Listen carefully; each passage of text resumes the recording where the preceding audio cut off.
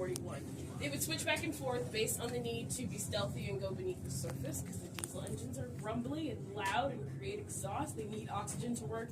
They're not stealthy. Another interesting tidbit about how they fit this boat together, my favorite tidbit, it's a big metal tube. It's got no windows. You're going deep underwater either way. If and when the power goes out, you will be in total darkness. Nothing will get done. And they realize this, and so they paint certain hatchways and pipes to glow in the dark, which is visually and narratively interesting. Because imagine you're on a boat, it might start sinking again, it might explode, you're not sure. You've got no source of light except for whatever it is you brought with you, and some spooky green paint. And you might not have seen paint that does this yet, because it's World War II, so you've been busy, and you've got to ignore it, because you're on a mission. Can we go in that room? No, you fall through the floor. Wait, Okay. have a question? How's that floor structured? It's basically, you see how some of it is square shaped? They fold up. It's hinged. It's storage space. There would be more torpedoes in this area. Oh, so how you will walk on that? With your feet. But it's been 82 years, so she's weak. So where we left off in the story, they're on board the boat, they're looking for either explosives or a way to steer the boat. They get all the way through to this hatch, but it's actually closed off and sealed. And they're really worried because that could mean there was a flood or a fire, or maybe it's actually closed and rigged to explode with all of the scuttle charges they haven't found yet.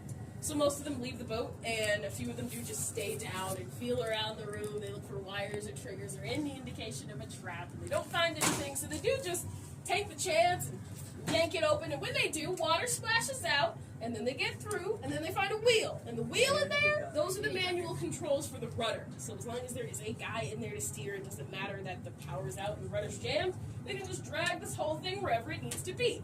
And so they tow this thing to Bermuda, they pump out the water to take it on, they find and remove 14 explosive charges, and learn that none of them had been set in the first place. They just didn't know that. It wasn't their boat.